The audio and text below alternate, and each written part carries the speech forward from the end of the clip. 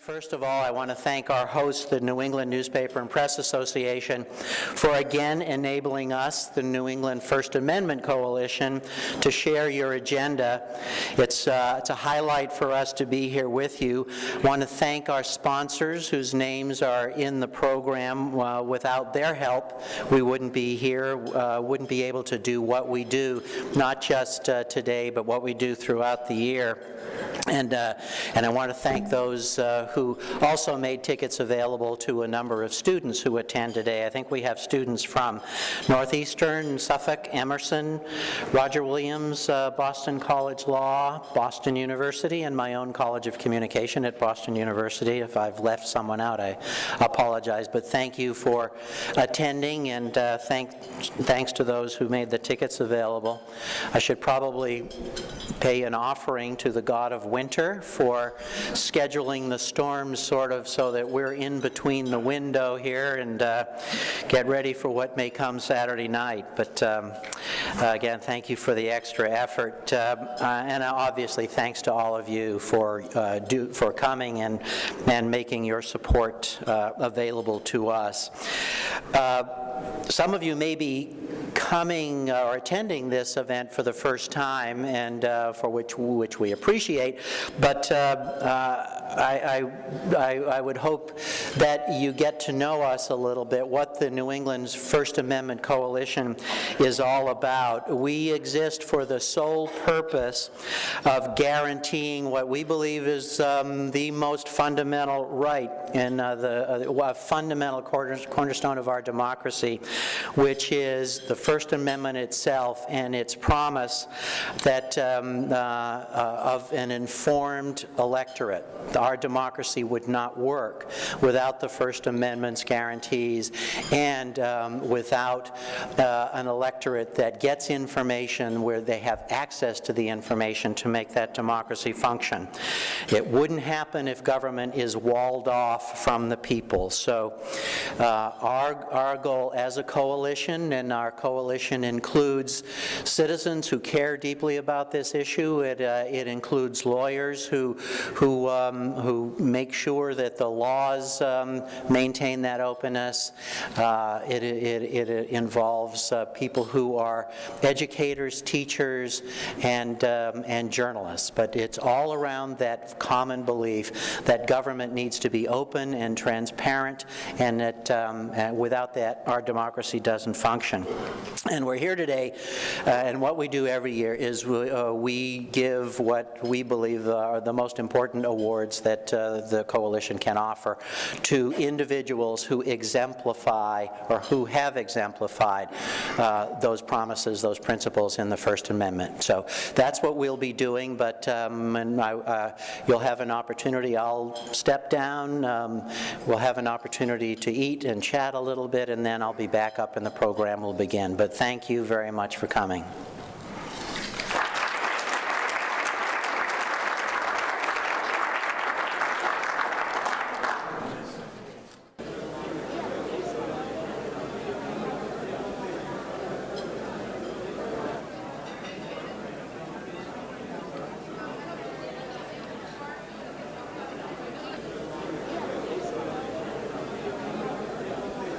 Community newspapers at every level that are members of NEMPA, and since 2002 he has also been the business and editorial law trainer for the staff at the American Society of Magazine Editors.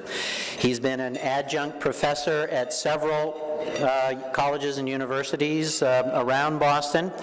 For more than 20 years he has authored the annual survey of the First Circuit Libel Law, which is published by the New York Media Law Resource Center, and he writes the outline of the Massachusetts Public Access Law, which is published by the Reporters Committee for Freedom of the Press.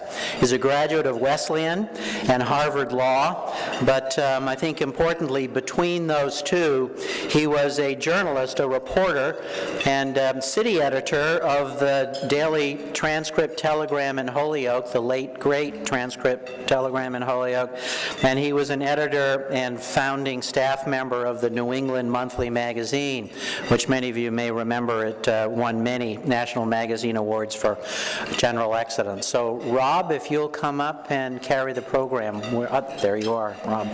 Thank you.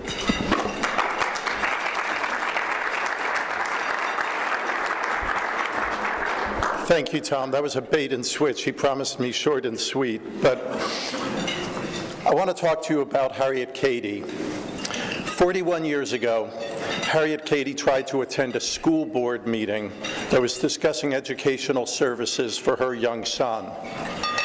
They wouldn't let her in to the meeting. Thus was born a right-to-know activist. And it was 23 years ago now, in 1992, that the town of Deerfield, New Hampshire, took Harriet Katie and her husband to court on an alleged zoning violation. Mrs. Katie isn't a lawyer, but that's never stopped her. She asked for the minutes of the zoning board meetings, and proving you should be careful what you ask for, she receives in response a dishwasher-sized box filled with jumbles of notebooks, disorganized. She sorted through them, she found what she needed, and she won her case. Opposing counsel said to the judge afterwards, "Mrs. Katie is a formidable opponent." Now, in the 23 years since then, Mrs. Katie has validated that observation over and over, helping with some 15 to 20 different right-to-know battles in the New Hampshire courts. Something she did because she believed in the cause, because she is, as one person told me, a research fanatic, and because her father taught her, if you can help a neighbor, you help a neighbor. Let me give you just one example. In 2001, the town of Sanbornton, New Hampshire, was not posting notices of its public meetings. Or they were writing the notices, I love this, in this tiny font size, so you had to have your bifocals on if you were going to try to read them. And they were posting them in locations where they were highly unlikely to be ever noticed. And the selectmen were increasingly meeting in secret sessions, giving vague reasons, and keeping no minutes at all. A neighbor sued, and Harriet Katie helped as her lay representative. And they won. The town cleaned up its act. And by the way, the plaintiff asked for an award of attorney's fees in the case, but the court denied the request, saying that Harriet Katie, formidable as she may be, was not an attorney, and therefore was not entitled to win attorney's fees. What a racket, huh? But she hasn't been only a citizen advocate. She was in the New Hampshire legislature from 2002 to 2006, and she spent 5 years as an appointed member of the state's Right to Know Commission. She recently helped to create the watchdog group Right to Know New Hampshire. "Some people love me," she said to me over the phone. "Others say, 'Damn, it's her again.'" The New Hampshire Constitution at Article 8 has some stirring language. It says, "All power residing originally in and being derived from the people, all the magistrates and officers of government are their substitutes and agents, and at all times accountable to them. Government, therefore, should be open, accessible, accountable, and responsive." For the past 40-some years, Harriet Katie has helped make sure that that happens in New Hampshire. But she puts it a little bit more prosaically than those words in the Constitution, because she likes to get right to the point. As she said on a recent radio talk show, "Citizens need to remember that they elected these officials to serve them, not to rule them." The Antonia Orfield Citizenship Award is given annually to a New England citizen who has fought for information crucial to the public's understanding of what its government is doing. The New England First Amendment Coalition is very proud to present the award this year to Harriet Katie.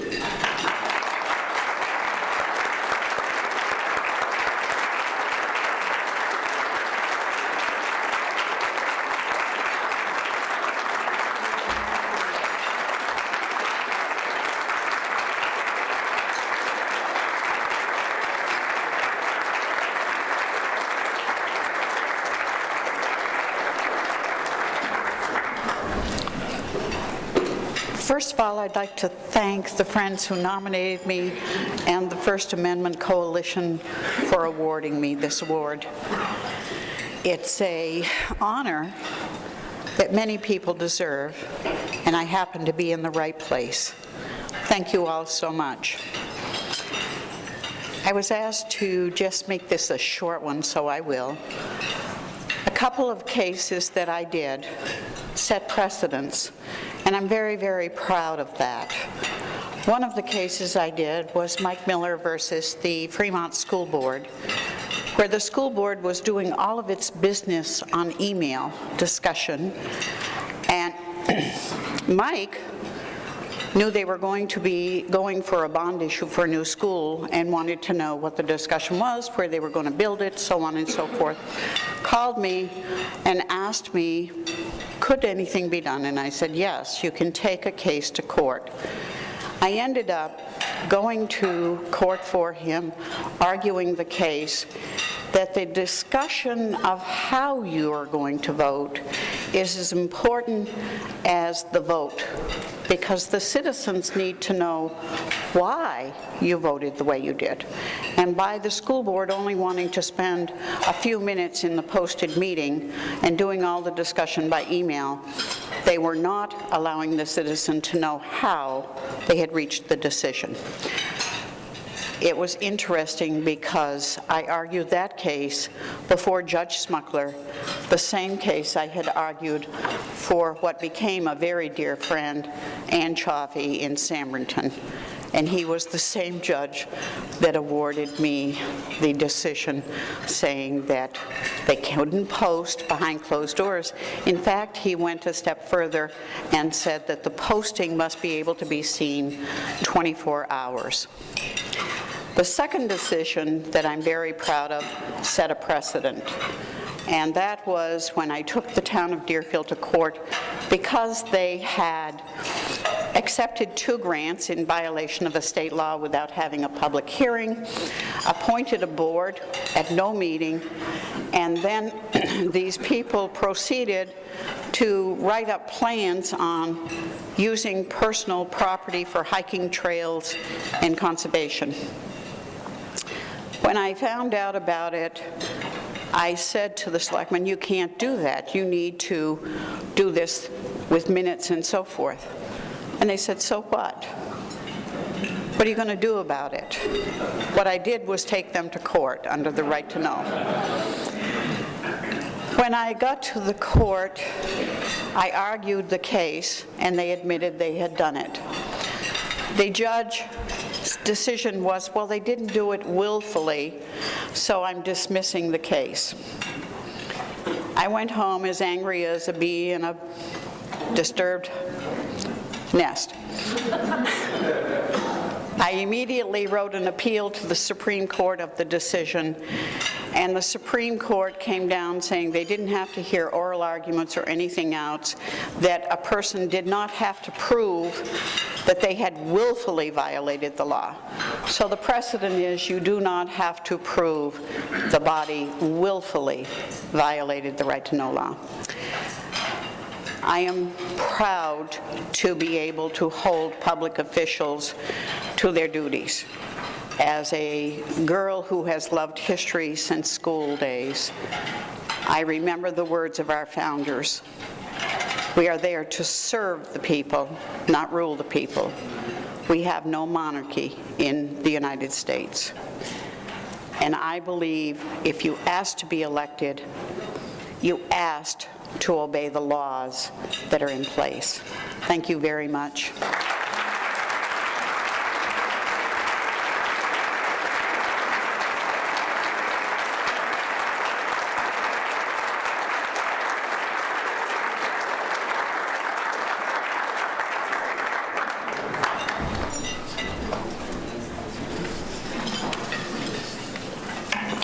Thank you very much. Very nicely put. Our next award is the Freedom of Information Award, and it'll go to James W. Foley, who was a courageous reporter and photographer, a native of New Hampshire, as many of you know. And the award will be presented to his parents, who are here today, by David Case. David Case is the managing editor of the Global Post, and the Global Post is the news organization that James worked for in many capacities over the years, both abroad, doing what he did so well as a photographer and videographer, and even here in Boston, where he worked in the newsroom for a good bit of time.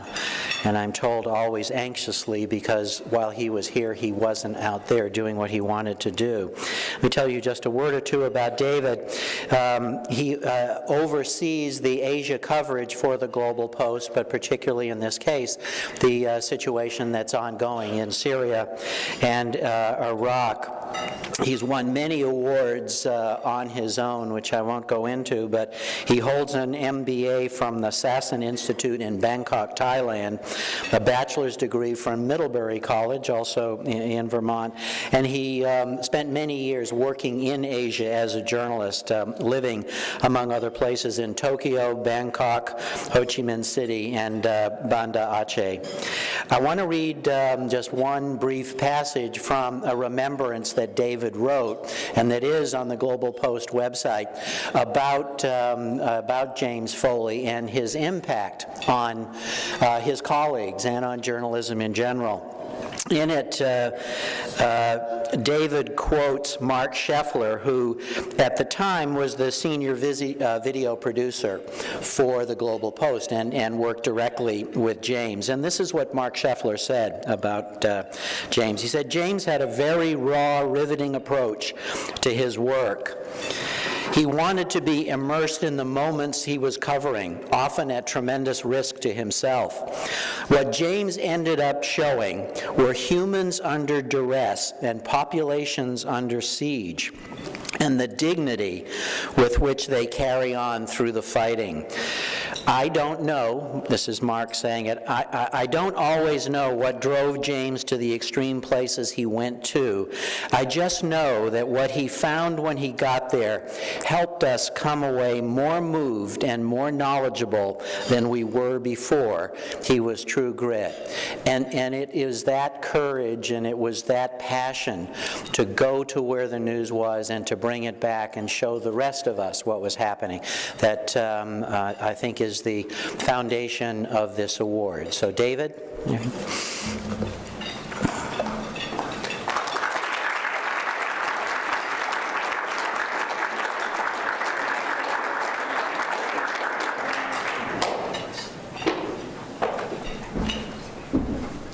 Good afternoon.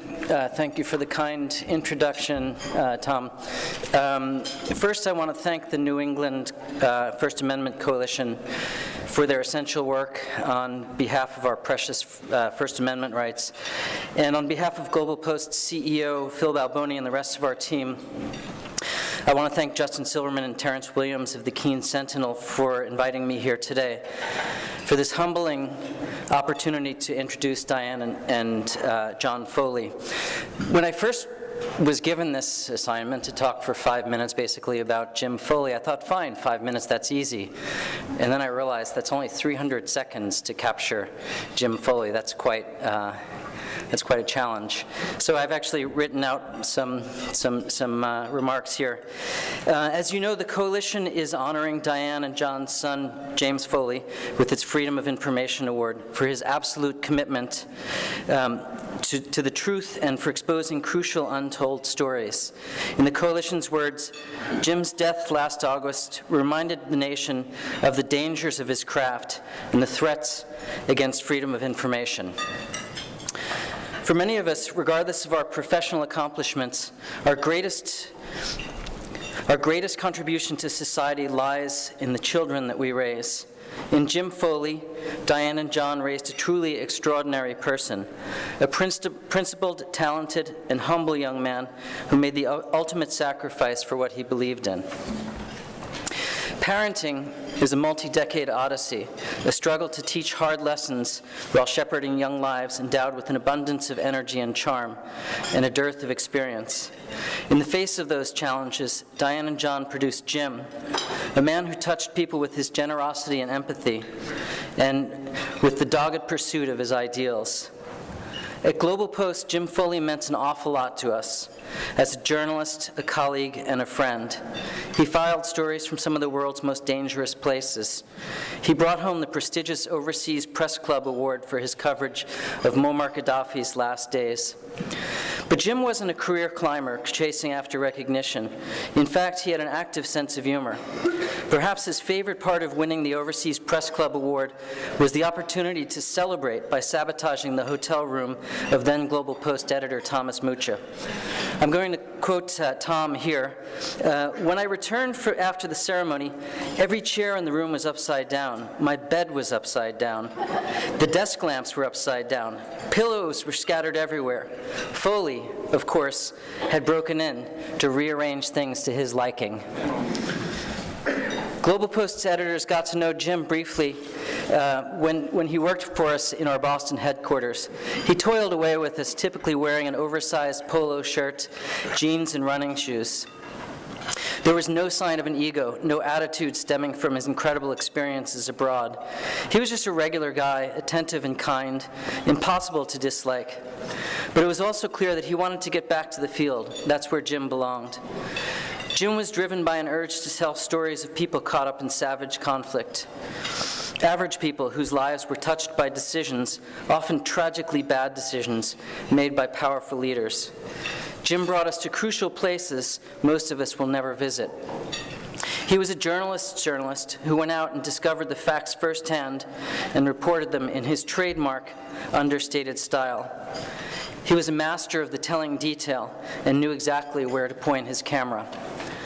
While on a U.S. military embed in Afghanistan, Taliban fighters ambushed his convoy. Jim was right there, filming a young Army private gunning from the turret just a few feet away. In the footage, you hear the dull thwack of a bullet slamming into the private's helmet. Jim filmed the whole incident lying on his back in the armored vehicle with a remarkably steady hand. He captured an unusually candid view of what it's like to be a U.S. foot soldier in Afghanistan. In another piece on rebels fighting Gaddafi, he interviewed average people, a welder, an accountant, fathers struggling to fire ad hoc artillery. A lesser journalist would have called them a ragtag militia and moved on. Jim showed them praying on the front lines and laughing at dangerously misfired rockets, and explaining in their own calm words why they were risking their lives. In one telling detail, he astutely pointed his lens at a soldier's pinky toe sticking out from his worn boot. The detail perfectly captured just how motley this group was. He related to these people in a way that few journalists do, as a brother and a fellow human, getting them to open their souls and even laugh with him in the face of mortal danger. When war broke out in Syria in 2011, it quickly became clear that journalists would take a heavy toll in the fighting and even be directly targeted. Jim filed some incredible journalism from Syria, gut-wrenching tales of lives annihilated by the violence. In the end, he paid the ultimate price for his efforts. Personally, I can't imagine how this ordeal feels to Diane and John and to the rest of the Foley family. But amid all of the heartache, I hope that they can take solace in knowing that they raised a brave, determined, and principled son who touched so many lives and lived so fully in his 40 years.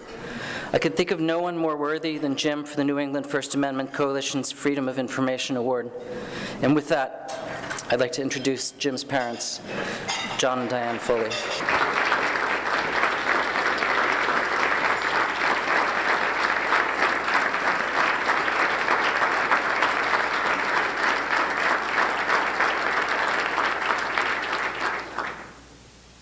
Thank you all so much. Jim was a very passionate person, and he really, really believed in this First Amendment. Jim really believed very deeply in our freedoms as Americans, in social justice, and he was compelled to speak for those who didn't have a voice. And I think a lot of this began with his inner city work when he was in college, and then Teach for America. And I think once he became a journalist, he really found a very good way to meld his love for writing with the plight of people who really didn't have a voice. So I particularly want to thank the New England Coalition for recognizing Jim, and I want to thank Phil Balboni of Global Post and all of Global Post for doing the unusual thing. Jim was a freelancer for them. He was not staff, he was not on salary for them, he was a freelancer. And yet Phil convinced their insurance to help us with the search for Jim. So he stood up for his freelancer, which is definitely not the usual case. So we're very indebted to Global Post for working so hard to try to find and bring Jim home. Additionally, David Bradley of The Atlantic in Washington was an incredible advocate for Jim and for all of those in captivity. David was instrumental in working tirelessly on behalf of all of them. So I'm particularly touched by what this New England Coalition stands for, because a lot of what Harriet was fighting for, a lot of what Tom was speaking about, is why we've established the James W. Foley Legacy Foundation. Because Jim really believed that every American was important, that when he was found captive, ended up being kidnapped, and was held with 4 other Americans, he really trusted that the government was going to be there for them and really work hard to get them out. And we truly, if I'm honest, we truly struggled as families of American hostages because we were not allowed to know anything. So as far as right to know, we were kept totally in the dark throughout his whole captivity, and it was a very daunting experience. So one of the things we want to do at his foundation is to advocate for the right to know of families of American hostages, that they might be able to work hand in hand with our government and with agencies as opposed to totally separately. So because that just added to our heartache and our inability to bring Jim home, truly. So that we really applaud our president for calling for the Hostage Review Committee, and we've been working very hard with other families to make sure that this really happens and that we can actually have an accountable person for Americans who should have the same fate as Jim, be kidnapped. Because this is truly not just a problem for journalists. Some of these terrorist organizations would love to capture any aid worker or tourist or student abroad. Yeah, you know, I mean, it's really a huge issue. And so we feel that as the United States of America, we should have an ability to at least know what our government can and will do for us. The second thing that the foundation hopes to do is, again, to help the freelancer who has been an underdog in the news and media industry for a long time. I had the privilege of going to Columbia University with Charlie Sennett, also of Global Post, and David Rode, 2 other wonderful advocates of ours, when they unveiled the standards for freelancers that many news organizations and freelancers have signed on to improve safety for journalists. And then the final area we're hoping to do is Jim had a passion for kids in our inner city, kids at risk. So we hope to nourish their love for literature, and to also help mentor some of them who really need a mentor. I've said enough. I'm playing center field. Freedom of the press is easy to speak or say. There are some special issues associated with Jim's captivity that I just really want to touch on. We were struggling with the idea of media silence, pros and cons. Quite honestly, the FBI told us that was the way to go. The captors certainly did.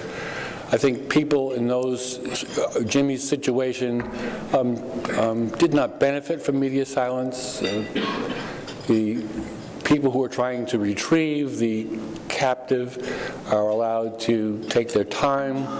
The captors are allowed to do whatever they wish. So if we had to do it over again, Diane and I both agree that we would not ever be media silent. We would use the power of all of you people in this room to change attitude and force action in this country where votes speak. And only the press can do that. In addition, we became very close to the captives who lived with Jimmy for a year and a half. We lost that time with Jimmy. So we spent a week to 10 days talking with them, finding out what happened for that period of time. We learned some things that we wanted to know. We learned some things that we didn't want to know. We learned that Jimmy was able to be a human being far above what we could have ever prayed for. But what we learned also was that in France and in Spain, journalists banded together in groups, met weekly, bi-weekly.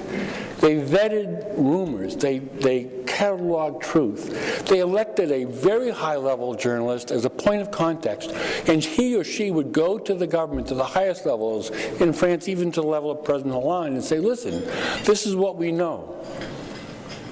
What are you doing? And if you're not doing anything, we're going to the streets. Again, they were trusting the power of media to make change in lives and government. So one of the things, in addition to all the things that Diane have said, we hope not only to improve the safety of freelance journalists, but to really lobby for the media organizations to defend their colleagues. Not eat their young, not wait for the next big story, but to actually group together to defend those people who were on their mission to deliver the truth, but who have been struck down by being captive or whatever else. We need to protect each other. Otherwise, there's no freedom of the press. We can talk about it, but if we don't protect it, then it's not going to be there. Thank you.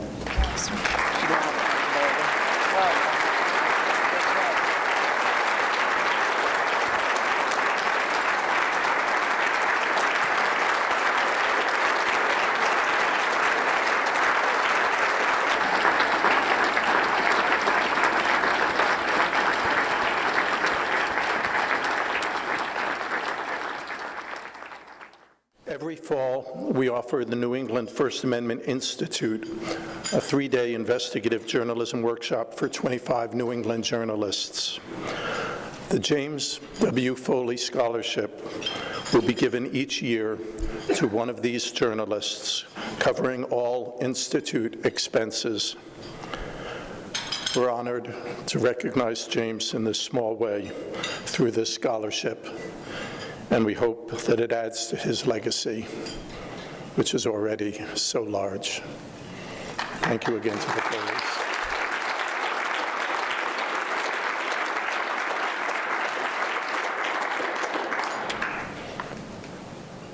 What is it about Nancy Gertner and the First Amendment? She has been exercising her right to speak for her entire career. And we in this room, many of you reporters, make a living off of that. So that's one reason we like her so much, I guess. She's great copy. But far more important, Nancy Gertner has made a career of fighting for our right as citizens to observe and to listen, to learn what the government and what the courts are doing. The Stephen Hamblett Award is given annually to an individual who has promoted, defended, or advocated for the First Amendment. Federal Judge Nancy Gertner, I should say retired federal judge Nancy Gertner, except that if you know anything about her, you know she's anything but retiring. Judge Gertner has indeed promoted, defended, and advocated for First Amendment rights, for the First Amendment rights of her clients, whether on Boston Common or in the courtroom, for the First Amendment rights of herself as a federal judge, and for the First Amendment rights of all of us. Now a senior lecturer at Harvard Law School, she is a preeminent advocate for civil liberties, for women's rights, and for transparency in the administration of justice. Now, part of the reason we so respect and admire Judge Gertner is that she answers our questions. There's a wonderful anecdote in her autobiography, aptly titled, "In Defense of Women, Memoirs of an Unrepentant Advocate." President Clinton had just recently nominated Nancy Gertner for a federal judgeship when she got a call from Seymour Hersh, the legendary Pulitzer Prize-winning columnist. Hersh wanted to ask her about Clinton's order to bomb Baghdad. And it was an order that was based in part on the analysis done through a computer program that criminal defense lawyer Nancy Gertner had just debunked in the course of representing a client on a criminal charge. Well, now she was in an awkward position. Be politic and keep your mouth shut, or speak your mind. I suspect you know where this story is going. Quote, "I had spent months challenging this computer, its data, its conclusions. Junk information, hearsay of every manner was fed into the computer. And not surprisingly, junk, in my view at least, was what it spit out. Please," Hersh begged, "give me a quote about the computer for the New Yorker article I'm working on." I said to him, "I have applied to be a judge. How would it look to be criticizing the president under these circumstances?" "Oh," he said, "I understand." Minutes later, I called him back. I had never pulled my punches and would not do so now. And somehow, miraculously, the nomination stood and she was confirmed. Answering our questions hasn't always endeared Nancy Gertner to a federal judicial system that, in matters of open access, often tends to be backward-looking. When she spoke with a reporter in 2001 to correct inaccurate coverage of a case that she was handling as a judge, the First Circuit made her recuse herself from the case. When she tried to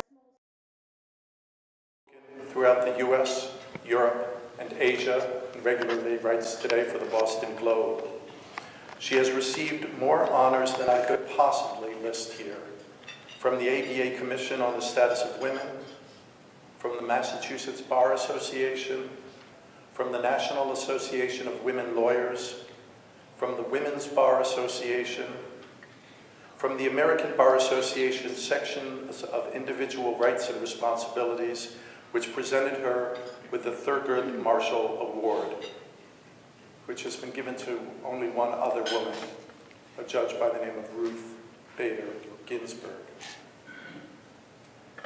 In 2008, while still a judge, Nancy Gertner started a blog, and she noted in her first entry that judges are more limited than other public actors in what they can say about a host of things. But she added, "I think judges have a responsibility to participate in the public debate." For the way she continues to participate in that debate, and for the way she has encouraged others to do so, the New England First Amendment Center is very proud to bestow the Stephen Hamblett First Amendment Award on Judge Nancy Gertner.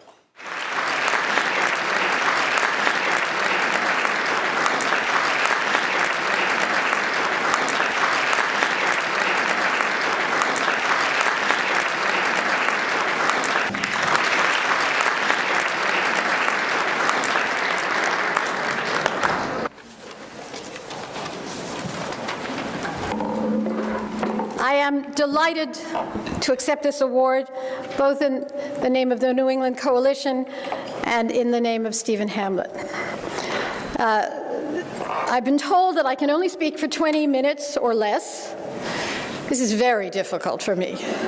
My husband, moments before I came up here, described me as a prime exponent of the Fidel Castro school of speech. So I can speak for either 5 minutes or I can keep on going, and I'll make sure I'll be better than that. I left a job that I dearly loved, which was judging, so that I could speak. Although again, friends of mine say, and exactly what were you doing during those 17 years? I was speaking as much as I could. Now I'm writing a book about judging, a critical book about judging. It is in fact a book I started the day I took the bench. The day I took the bench, I understood the difference between who I was the moment before and who I was to become when I got on the bench. The struggles to be me in this very difficult job, the struggles to be the advocate that I had been with the passions that I had, and yet to be a fair judge. And because those passions were so clear, I didn't have a confirmation conversion. I wasn't lobotomized the minute I got on the bench to pretend that I had no opinions. I knew exactly what I believed in, and the challenge was to figure out how to deal with what I believed in, what I cared about on the one hand, and the job on the other, and I wrote about that. Now, here's the problem. I'm writing about that now, and I wrote about that all during the 17 years. I write on little pieces of paper or in my computer, and I put them in the drawer. I have a long history of doing that. When I was single, we married late, whenever anyone broke up with me, I used to write these incredibly nasty letters. Florid prose, profane, incredibly nasty letters. You know, you are an emotional cripple, I would say. And I'd put them in a drawer. So over 17 years, I was writing little notes about judging and all this kind of stuff, and I also put them in a drawer. And John is really worried that one of these days in a Globe column, I'm going to take out the wrong piece of paper. Governor Baker is an emotional cripple, I will say. No, I won't say that. So now I'm writing. I'm giving voice to what I thought about those 17 years, and I'm providing a source for anybody who wants it. Not anybody who wants it, but oftentimes providing a source. In fact, I thought I would make an offer right now that I will meet anyone in my trench coat on the 3rd level of the garage in the basement here. No questions asked. As I said, I left the job that I loved because I wanted very much to speak. And the irony of doing that now is that just when the federal courts have all the fabulous tools to be transparent, the kinds of tools that you see everywhere else, federal court is closing down with respect to those tools. Just when we have the tools for transparency, we are doing the opposite. Now, part of that, and it's critical that we do something about it. So I want to talk about really 4 things. One seems not to fit into this discussion, but I think it has to be said, which is the ways in which courts speak in tongues. Right? Speaking in tongues is one thing I want to talk about. 2, cameras in the courtroom. 3, sealing open documents, sealing public documents, and then finally judicial speech. What is first the speaking in tongues? I heard about speaking in tongues this morning when I listened to David Bowery's report on the First Circuit argument yesterday. So here's what I mean by speaking in tongues. We cannot address the voir dire in this case, the Chief Judge said, of the First Circuit, because there's no showing of irreparable harm. Right? Sounds like English, right? But it is not.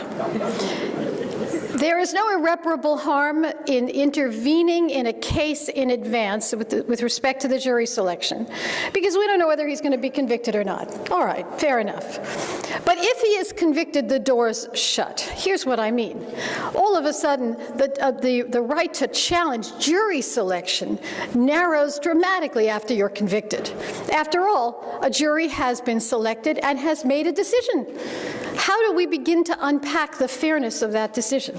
Particularly when the Supreme Court only last year said that the statements of jurors are admonished not to talk to the press, and if they do, their statements can't be admitted into evidence. How will you ever unpack the fairness of the process? What is irreparable harm? I want to see people talk about that. I want to see people understand it. That's speaking in tongues. And one way to address the speaking in tongues is if we could possibly see what was going on in the court. Now, I have a particular relationship to cameras in the courtroom. I like to say, when I was a young lawyer, I love to be on camera. I cut my teeth. One of the ironies is that the reason I love the press is that to some degree my very first case was a very high-profile case, and I love talking to the media, and to some degree we all grew up together. So I deal now with reporters who were young reporters when I was a young lawyer. So when I got on the bench, all of a sudden, although I had a camera hidden in courtroom 2, the courthouse, you may not know, was built with cameras in the court in mind. So we have a hidden camera in the back. It was behind a book. It was behind a law book so that no one would know. And there was a camera in front. So the notion that cameras would be intrusive is ridiculous. The courthouse was designed for streaming video, for these kinds of things. Although I have to admit that somewhere in my 16th year on the bench, I began to say to my staff that I will be in favor of cameras in the courtroom so long as there's still collagen in my face. There may be other reasons not to support it, but that was at least one of them. How could it be that we can have an overflow courtroom with information streamed to it, but not enable it to be streamed to all of you? What difference does it make? And how can it be that the state courts have been dealing with cameras in candidly cases that are so much more dramatic and incendiary than anything that's going on in the federal court, except Cernia, for example, or Bulger. But for the most part, the state courts all across the country have been dealing with cameras for almost 40 years, and the republic still stands. What's the reason why the federal courts have been so resistant? I'm not exactly sure. In one sense, the judges that we've selected on the bench, who were often not trial lawyers on the federal bench, who had very insular careers, are incredibly uncomfortable in dealing with the press. And they would just as soon you not cover them. The cameras issue is even more significant today than it was 40 years ago, as your budgets have constricted. The federal bench is capable now, federal courts are capable of streaming, just as you turn on you can get online in terms of documents, you should be able to click on the proceeding and get streaming video in a minute. And so as your budgets have constricted, it would make it so much easier to cover the courts if you could go back to your office and deal with and be able to look at whatever is going on in the court. In fact, a few weeks ago, someone asked me about someone was covering the Hernandez case and the Zernayev case at the same time. It was unimaginable. You could do that if you're in your office and can click on both proceedings and then draw some interesting parallels, but you surely can't do it under these circumstances. I was in favor of the cameras in the courtroom in the Tannenbaum case, which is what was referred to. This was the prototype of the case that ought to have been covered in this way. This was a young man who was downloading songs off the internet. And I was getting emails from around the world from young men and women saying, what's going on? What are the record companies doing? And if there ever was a case to have allowed streaming video, this was the case. And so I ordered it. The First Circuit took the time to find a rule which had never been published that was in the bowels of the building that barred cameras under these circumstances. And likewise in California, when Proposition 8 trial was going on, the chief judge of the Ninth Circuit ruled that there would be cameras in the courtroom, and the Supreme Court, in an interlocutory, an emergency proceeding, reversed him. Why is it? When I was a young judge, I testified against the federal judicial, the administrative office of the federal courts before Congress. They were in favor of the ban on cameras in the courtroom. I was against it. And this was early on in my career as a judge. And after I testified in favor of cameras in the courtroom, I was never invited to join a judicial committee for the remainder of my career, except about 4 years before I left the bench, I was invited to join the IT committee. It seemed clear that Justice Rehnquist figured that I could not do much harm in the IT committee. But there was the system of rewards and punishments, and I was going to be punished for having testified against cameras in the courtroom. Clearly, this is going to stop. It's only a question of when. Congress every year introduces legislation called sunshine in the court legislation, and suddenly the federal courts have now implemented a new experiment. Bear in mind there was an experiment 40 years ago which had been enormously successful in the federal courts, and you have the experiments in the state courts which have been successful. So I do think that this is an experiment. This has got to be technology whose time has come, but not yet. Not for Tsarnaev, not for the Limoni case, the case against the FBI, and not for the immediate future. But it's not just cameras that you all should be concerned about. Now that I want to evaluate what the courts are doing, I discover that so many records are sealed on civil cases.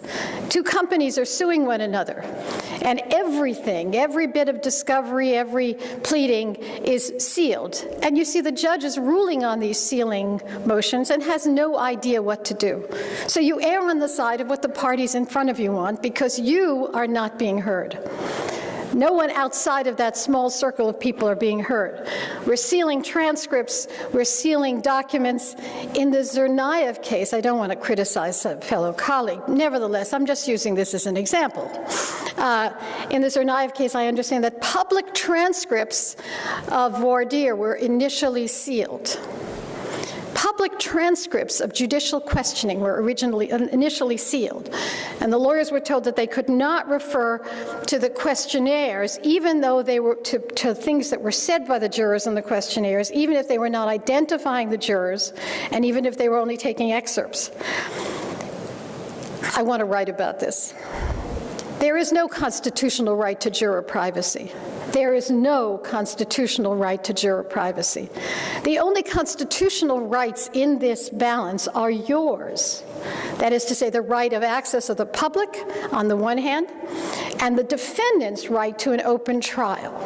Now, the defendant is in a much more complicated situation here because the defendant also has a right to a fair trial, and there's no question that keeping the jury questioning more private, as the judge is doing at sidebar, is more consistent with candid answers. So the defendant's right to trial is a little bit more complicated and suggests erring on the side of some accommodation, not to juror privacy, but to doing things that would promote juror candor. So there is some balance that has to go on in that, but certainly not with respect to public transcripts or excerpts, anonymized excerpts from the questionnaires. The court in its decision said that the reason why he didn't want any of this information to be released was because he didn't want to let other jurors know how to get off the jury. Let me say that again. He didn't want to let other jurors, he didn't want to forecast what the questions were. I am reminded of that great line in Casablanca when Claude Rains walks into the club and says, "There's gambling going on, I am shocked." That's what this sounds like. How do you get off this jury? You basically speculate about Tsarnaev's guilt. It's not anything shocking. You talk about how much you read. It's not particularly shocking. So we're sealing things, we're closing things down, and there are rarely people, unlike my fellow awardee, who are there to say this is preposterous. There really is no reason. Just when everything is transparent and just when we have the ability to digitize and stream, we are shutting things down. And finally, in this sort of scattered presentation, is the question of judicial speech. So if you can't see what's going on in the courtroom as it's going on, and you get on Pacer and you can't really get access to the documents that you want, who speaks? Who can speak for the courts? When I was on the bench, as I said, I got shot down for schooling a reporter on what a class action meant. There were two cases that were going on. One was the Boston school case. The other was a prisoner case. I granted class action status in one, enabling a bunch of people to sue at the same time. In the Boston school case, the issue had not yet come up. I'm driving to work one day, and I hear on the radio the lawyer for the Boston school plaintiff say, Judge Gertner has granted class action status to a bunch of women criminals. It was a strip search case. A bunch of women criminals, but not to poor white children. I calm myself down. I pull the car over, and I draft a letter to the station and the newspapers with copies to the lawyers saying, here's the transcript of the school case. The issue has not been raised. I'm not commenting on it. The issue has not been raised. And before you quote this, you should have looked at the docket. Later on that day, I get a call from a reporter who asks me a question that made me crazy. He says to me, Judge Gertner, I'm covering this, and it's like 4 o'clock, and we want to do something about the mistake we made in the initial coverage that, that in fact you hadn't denied class action status. And I have a simple question. He says, what's a class action? I go, please don't ask me anything further than what I've already done. Call someone else. He calls me back. He says, 5 o'clock, I have a deadline. I couldn't reach anyone else. What's a class action? And I explain it to him. And I say to him, suffice it to say that the school case was more complicated, that's why we had additional briefing, than the prison strip search case.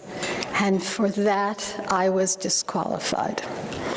And it sent a chill, it sent a chill to other judges who might want to not comment on the case in front of them, but at least explain. Now, maybe I shouldn't have been the one explaining. It certainly wasn't the best thing for me to be the one explaining this, but the court did not have a press office. The court needs a press office to answer your questions. So either you have questions and you have a press office, or you can download the proceedings so that you can get a full sense of the context, or you go online and you can actually see the materials. One way or the other, we should be facilitating an understanding of the proceedings rather than doing the opposite. So what did I do after that? Well, I clearly felt silence. There was no question about it. So I began to write opinions. And the first 4 pages of the opinions, it can now be said, were press releases. Right? The rest of it was written in, tongues. But the first 4 pages were clearly press releases. Here's what I'm doing in this case.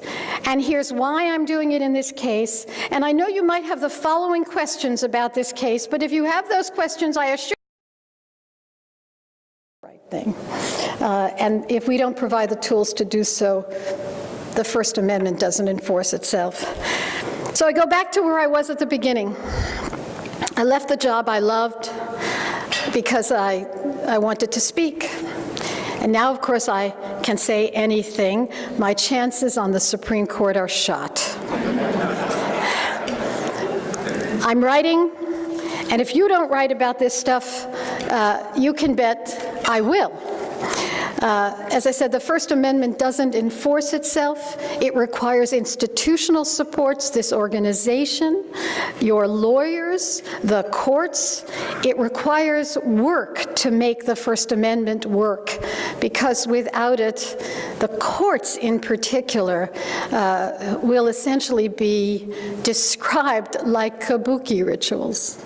I watch and I listen to what you write about the courts, where there is no analysis of what is really going on. So I repeat the offer I made at the beginning of this talk. We're on the third floor in the garage. I'll be the one in the trench coat. You can stay on one side of the pillar, I'll stay on the other. And as Joan Rivers used to say, we'll talk. Thank you.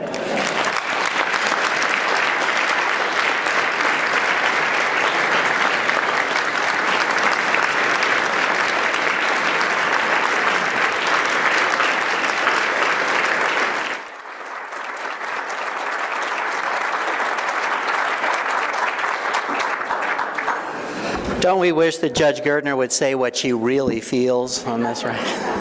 Thank you very much. I want to thank all of you for coming again and for the support that you're providing to our organization. It truly means a lot to us.